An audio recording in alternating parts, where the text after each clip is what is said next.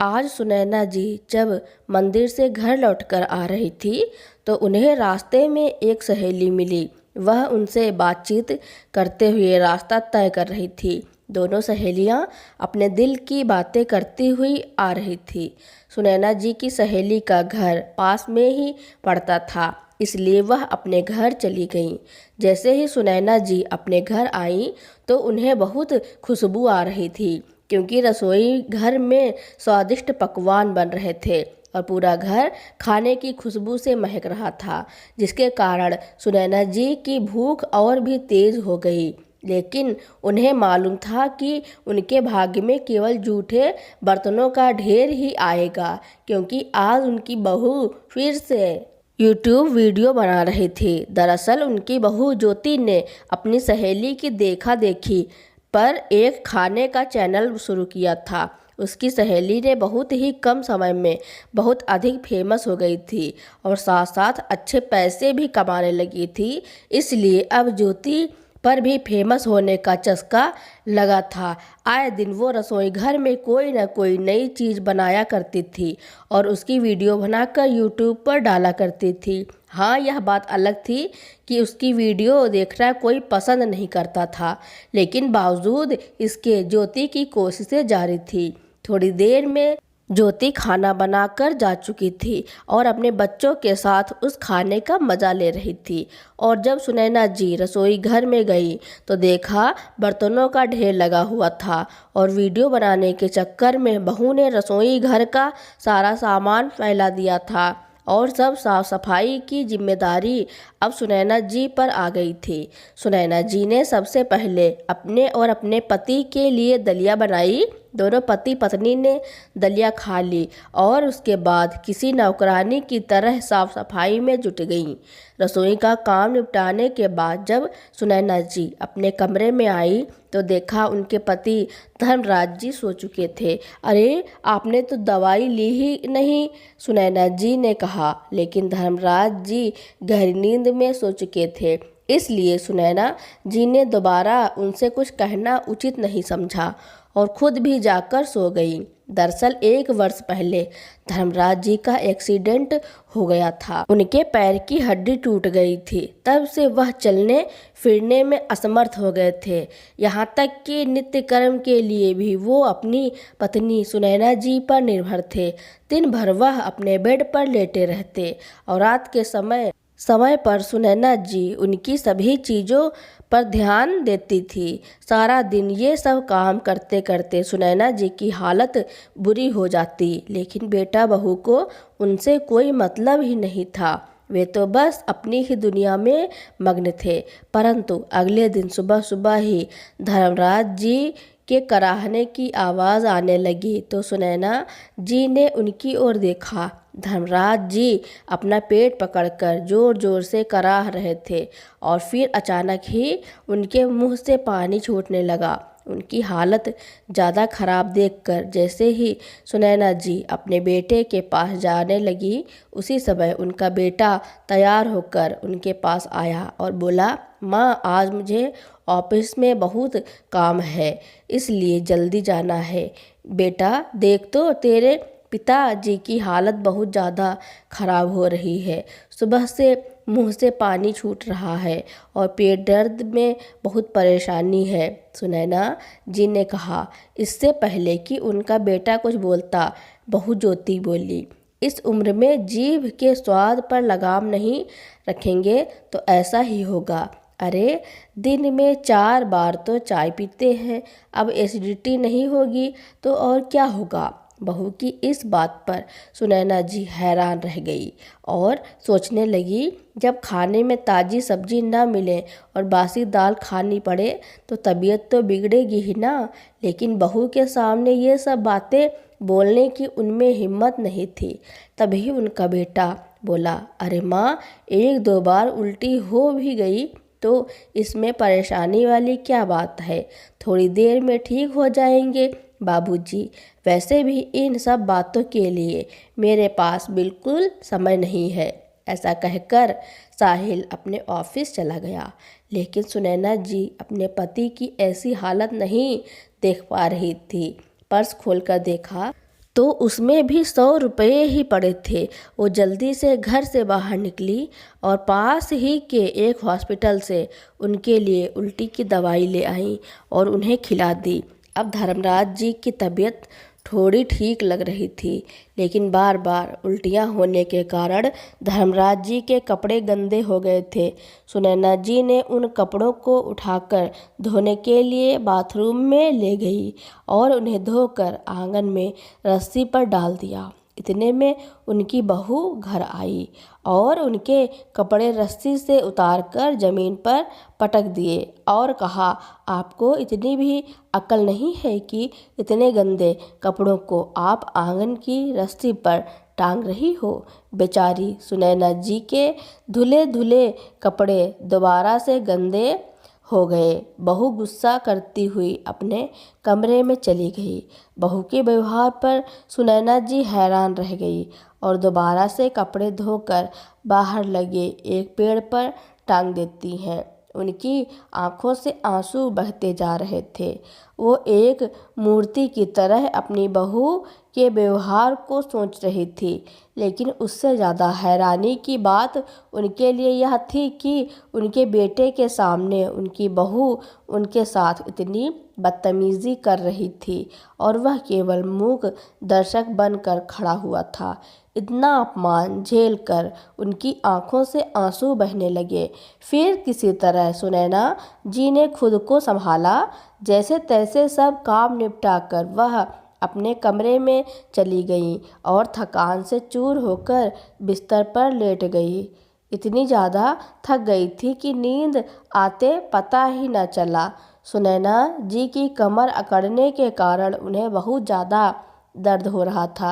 एक और तो दिन भर लगातार काम करते करते सुनैना जी का शरीर कमज़ोर होता जा रहा था। उनके हाथों पैरों में शक्ति नहीं रही थी, तो दूसरी ओर ज्योति हमेशा नए नए व्यंजन बनाकर बर्तनों का ढेर लगा कर रख देती थी। इतना काम करने के बावजूद भी ज्योति हर बात पर उन्हें जलील किया करती थी। नींद खुली तो सुनैना जी की नज़र घड़ी की ओर गई। 1 बज चुके थे। उसी समय उन्हें ख्याल आया कि अभी तक उन्होंने और उनके पति ने सुबह का नाश्ता भी नहीं किया था। दवाई के कारण धर्मराज जी वापस सो चुके थे। उठकर कुछ हल्का फुल्का नाश्ता बना लेती हूँ अभी। सुनैना जी ये सोच ही रही थी कि उसी समय एक कड़कती हुई आवाज़ उनके कानों में पड़ी। अच्छा, यहाँ आप आराम कर रही हैं और वहाँ पूरी रसोई के बर्तन पड़े हैं, उन्हें कौन साफ करेगा? जल्दी जल्दी उठिए और हाथ चलाइए, बहुत काम बाकी है। लेकिन बहू, अभी तक तो हमने नाश्ता भी नहीं किया। मुझे तेरे बाबूजी के लिए दलिया बनानी है, उसके बाद मैं बर्तन साफ कर दूंगी। अरे, ये कौन सा समय है नाश्ता बनाने का? अब मेरा वीडियो बनाने का समय है। जल्दी उठो और जितना कहा गया है उतना ही करो। ऐसा कहकर ज्योति पैर पटकते हुए चली गई। बेचारी सुनैना जी क्या करती? आखिर अपने कमर दर्द को भूलकर जल्दी से बर्तन धोने लगी। आज उनका मन बहुत दुखी है। आज बहू ने सारे कपड़े उठाकर फेंक दिए और वो भी मेरे अपने बेटे के सामने। ये दिन देखने से पहले मैं मर क्यों नहीं गई? सोचते सोचते सुनैना जी अपने अतीत में चली गई। अपने मायके में मैं कितनी लाडली थी, कभी दुख की आंच भी मेरे पास न आने पाती थी। ससुराल में पैसों की कमी होने के बावजूद मैंने एक बहू, एक पत्नी और माँ का फर्ज कितने अच्छे तरीके से निभाया था। दिन भर सास ससुर की सेवा करती, कभी कुछ कह भी देते तो पलट कर जवाब नहीं देती थी। शादी के 10 साल के बाद भी गोद सूनी थी तो कहाँ कहाँ इलाज नहीं करवाया मैंने। उसके बाद कहीं जाकर साहिल का जन्म हुआ था। कितने अरमानों से पाल पोस कर बड़ा किया था हमने अपने बेटे को। उसकी पढ़ाई लिखाई के लिए अपने गहने तक भी बेच दिए थे मैंने। पढ़ाई लिखाई पूरी करने के बाद साहिल गांव में नहीं रहना चाहता था, शहर में रहना चाहता था, जिसके लिए उसे लाखों रुपयों की ज़रूरत थी। और उसके कहने पर उसके पिता ने अपनी ज़मीन बेचकर उसके नए घर लेने के लिए भी पैसे दे दिए और उसकी नौकरी लगवाने के लिए उन्होंने लाखों रुपए खर्च कर दिए। जब उसकी नौकरी लग गई तो ऐसा लगा कि सारे बलिदान सफल हो गए। फिर बड़े अरमानों से उसकी शादी करके अपनी बहू घर में लेकर आई थी। सब कुछ कितना अच्छा था, बेटा बहू हमारा कितना ख्याल रखते थे। साहिल हर काम अपने पिताजी से पूछकर किया करता था और बहू कभी कोई कड़वी बात निकालती ही नहीं थी अपने मुंह से। लेकिन एक दिन अचानक धर्मराज जी किसी काम के लिए घर से बाहर गए हुए थे, तो अचानक से एक गाड़ी ने आकर उन्हें टक्कर मार दी और उनका एक्सीडेंट हो गया। उस एक्सीडेंट में उनके पैर की हड्डी टूट गई, जिस कारण वह ना तो सही से चल पा रहे थे और ना ही उठकर बैठ पा रहे थे। उन्होंने तो बिस्तर ही पकड़ लिया था। साहिल को तो अपने पिता की दवाई पर पैसे खर्च करना भी फिजूल लगता था, जिसके कारण उनका ढंग से इलाज भी ना हो पाया।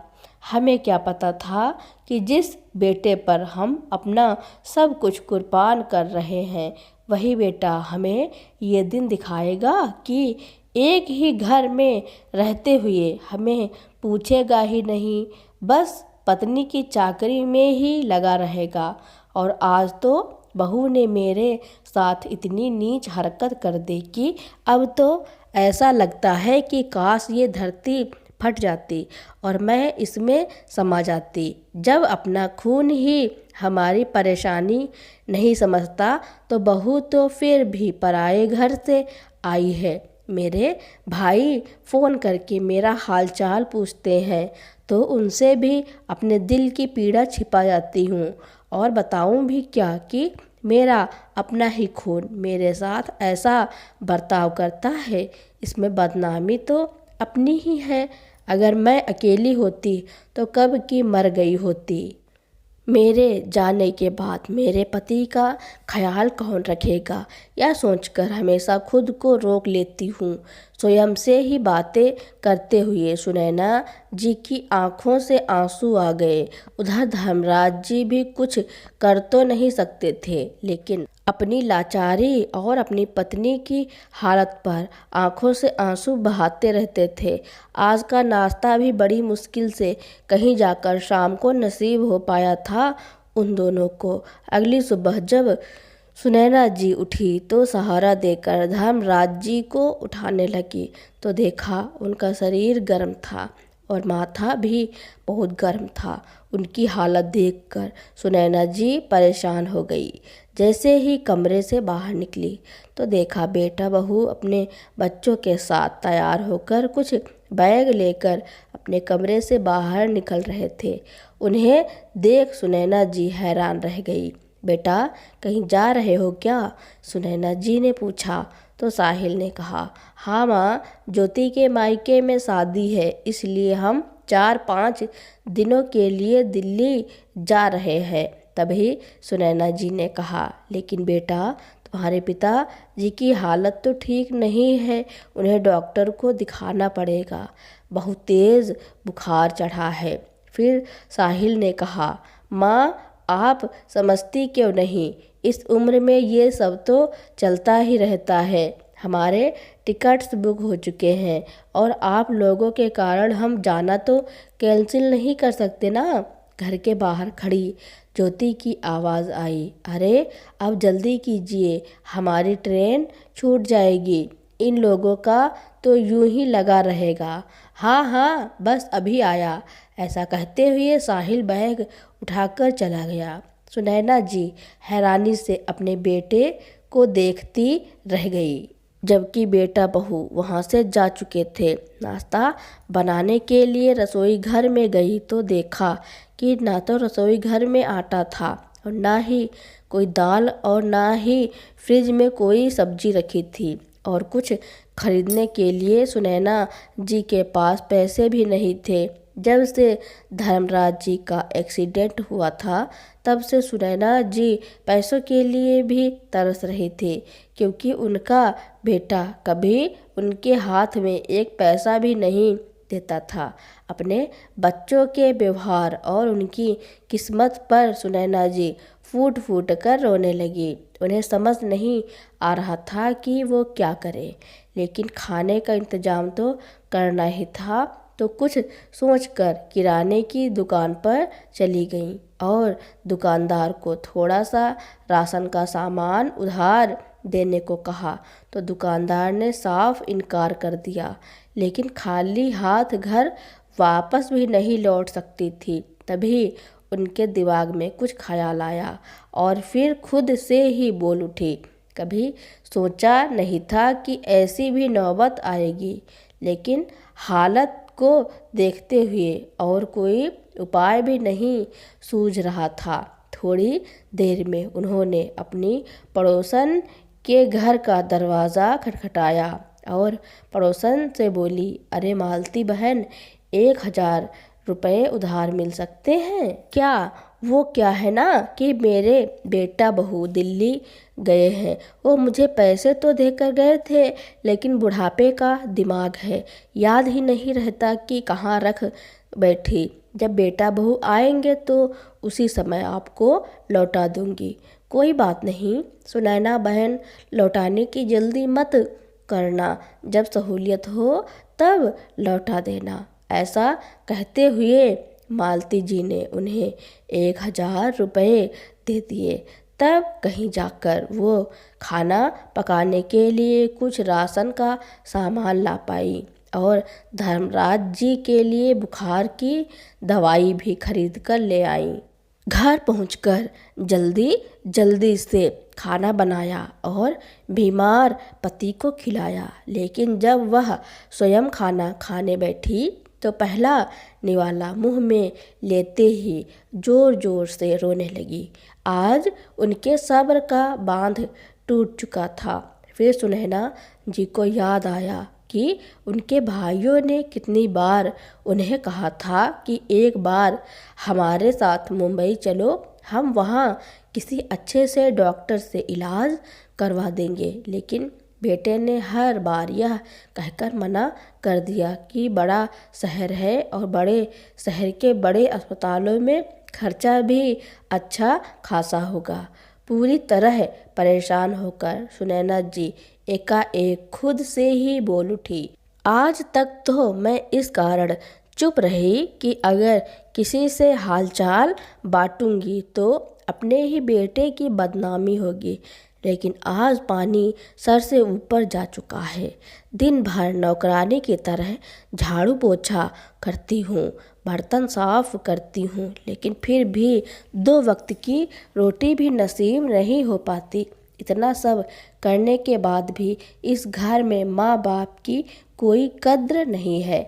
हमारी उपस्थिति या अनुपस्थिति से किसी को कोई फर्क नहीं पड़ता। बस अब बहुत हो चुका, बहुत कर ली बेटे ने अपनी मनमानी और बहुत नचा लिया बहू ने मुझे अपनी उंगलियों पर। सोचते हुए सुनैना जी अचानक अपने आंसू पोंछ कर उठ खड़ी हुई और अपने बड़े भाई को फ़ोन लगा दिया। फ़ोन पर अपने पति धर्मराज जी की हालत के बारे में बताया तो भाई ने कहा, तुम आज ही हमारे साथ मुंबई चलो, आप दोनों को हम अपनी गाड़ी में ही बैठा कर ले चलेंगे। वहाँ मेरी पहचान का एक बहुत अच्छा डॉक्टर है, जीजा जी का इलाज वहीं से करवाएंगे, किसी तरह की कोई तकलीफ़ नहीं होगी। भाई से बात करने के बाद सुनैना जी अपने और अपने पति के कपड़ों का बैग तैयार करने लगी और साथ में उन्होंने अपने घर के कागजात भी रख लिए। शाम हुई तो दरवाजे पर घंटी बजी। सुनैना जी ने दरवाज़ा खोला तो उनके दोनों बड़े भाई उनके सामने खड़े थे। इतने समय के बाद किसी अपने को सामने देखकर सुनैना जी बहुत खुश हो गई। थोड़ी देर बाद जब सारी पैकिंग करके अपने पति के साथ भाई की गाड़ी में बैठी तो उनका दिल अपने घर को देखकर बहुत भावुक हो गया, क्योंकि जिस दिन से सुनैना जी इस घर में बहू बनकर आई थी, उस दिन से लेकर आज तक वो कभी ऐसे सामान के साथ अपने मायके नहीं गई थी। ससुराल की जिम्मेदारियां निभाती हुई कभी ऐसी नौबत भी नहीं आई थी कि वो रहने के लिए मायके जाती।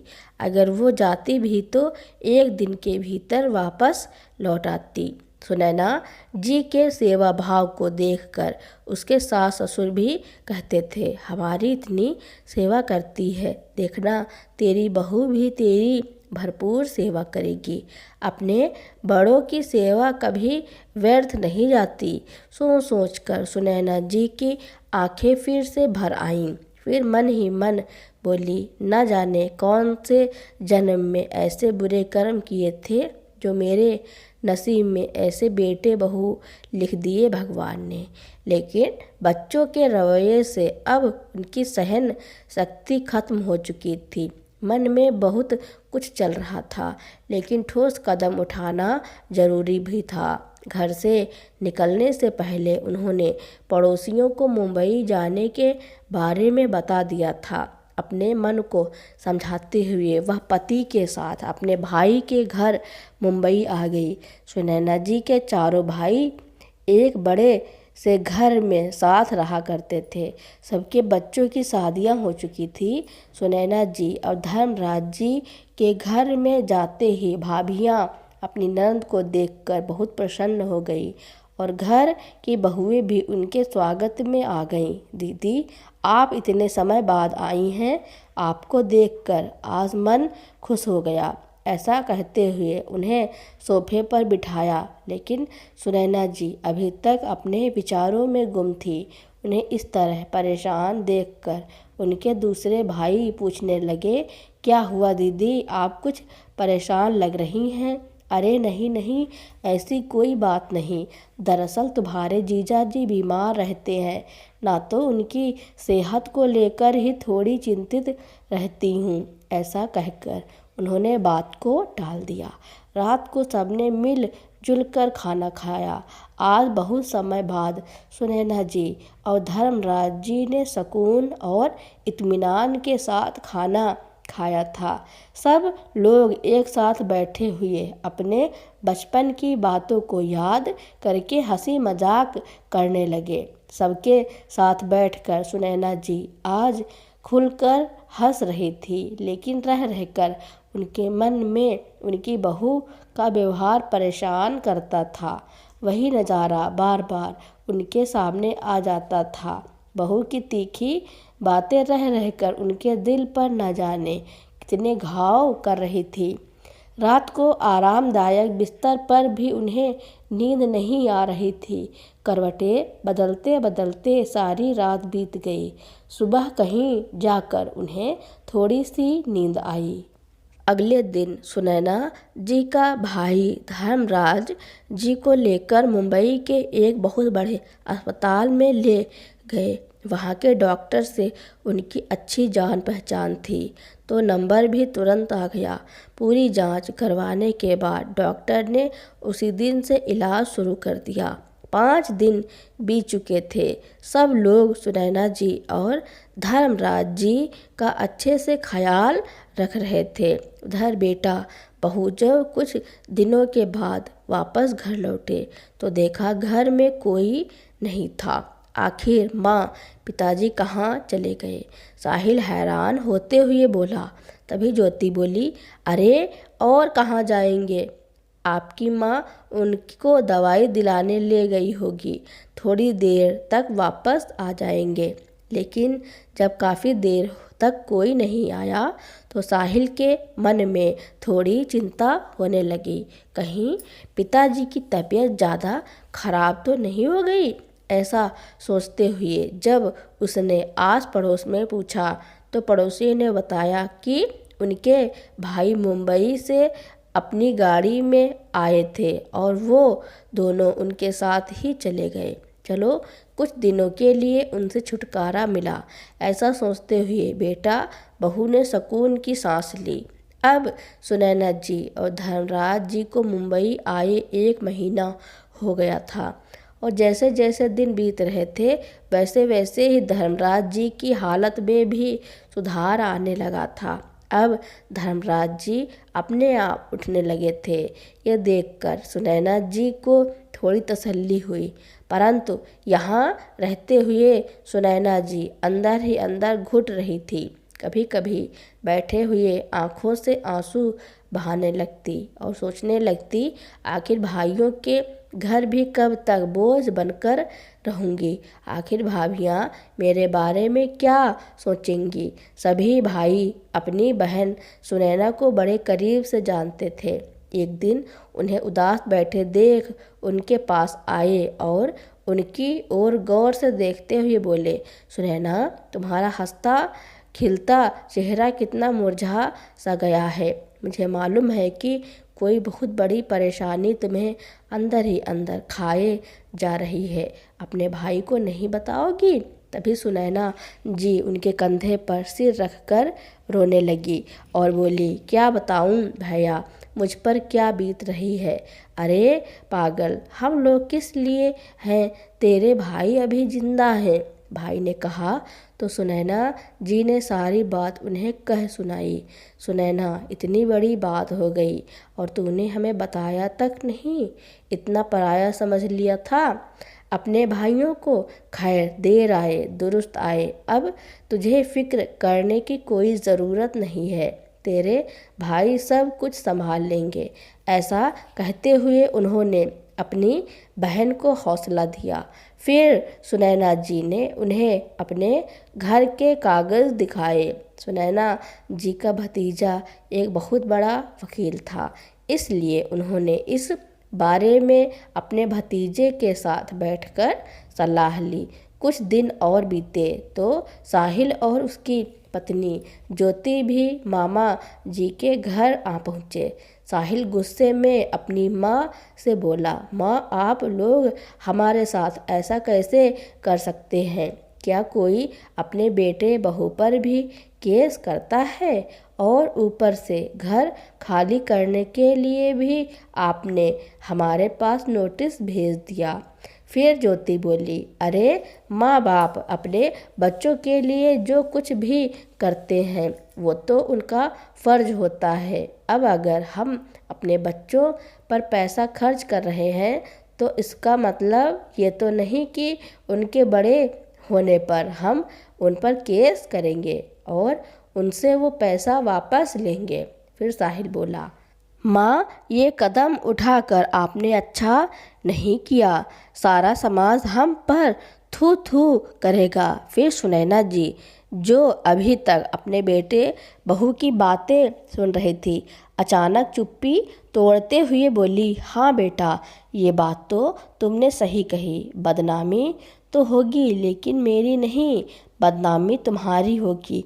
तुम शायद यह भूल रहे हो कि तुम्हारी माँ होने से पहले मैं एक पत्नी हूँ। अपने बेटे होने का फ़र्ज तुम तो भूल चुके हो। अपने पिता से सब कुछ हथियाने के बाद जब वो बीमार पड़े और उनके इलाज पर पैसा खर्च करने की बात आई तो तुमने यह कहकर पल्ला झाड़ लिया कि बुढ़ापे में ऐसी परेशानी तो लगी रहती है।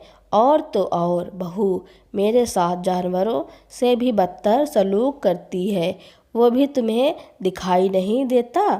इतना कहते कहते सुनैना जी की आंखों से आंसू आ गए।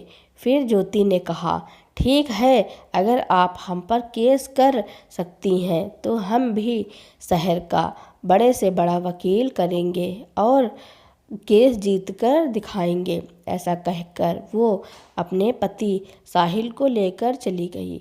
लेकिन सुनैना के भतीजे का इतना दबदबा था कि साहिल और ज्योति का केस लड़ने के लिए शहर का कोई बड़ा वकील तैयार ही नहीं हुआ। बड़ी मुश्किल से उन्हें अपना केस लड़ने के लिए एक वकील मिला।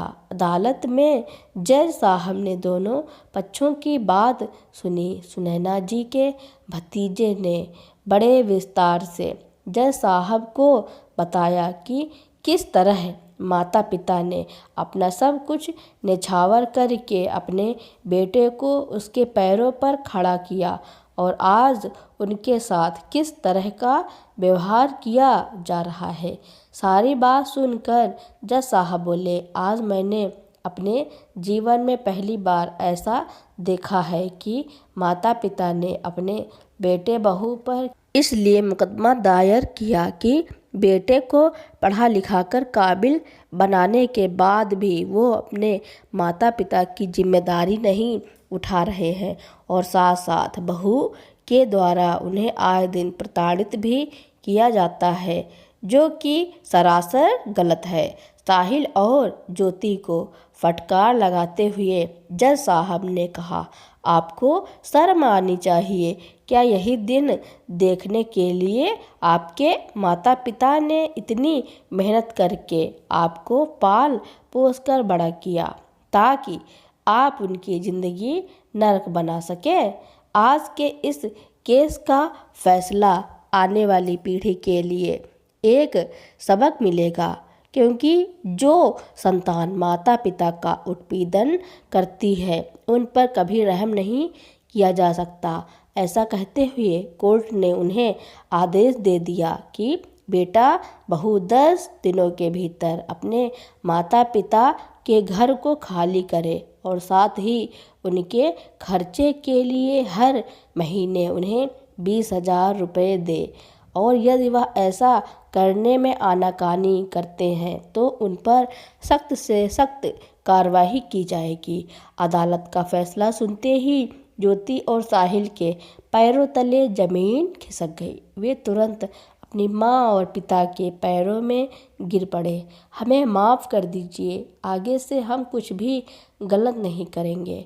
लेकिन सुनैना जी और धर्मराज जी ने उन्हें माफ़ नहीं किया, केवल इतना ही कहा कि अब हम अपनी ज़िंदगी सुख शांति से गुजारना चाहते हैं और यही हमारा अंतिम फैसला है। उधर न्यूज़ चैनल वाले सोशल मीडिया पर हर जगह यही चर्चा चल रही थी और सब बड़े बड़े अक्षरों में इस न्यूज़ को लिख रहे थे। तो दोस्तों, इस कहानी के बारे में आपका क्या कहना है और यह कहानी आपको कैसी लगी, कमेंट में ज़रूर लिखना। मेरी कहानी सुनने के लिए आपका बहुत बहुत धन्यवाद। कृपया मेरे चैनल को लाइक, कमेंट, शेयर, सब्सक्राइब करें।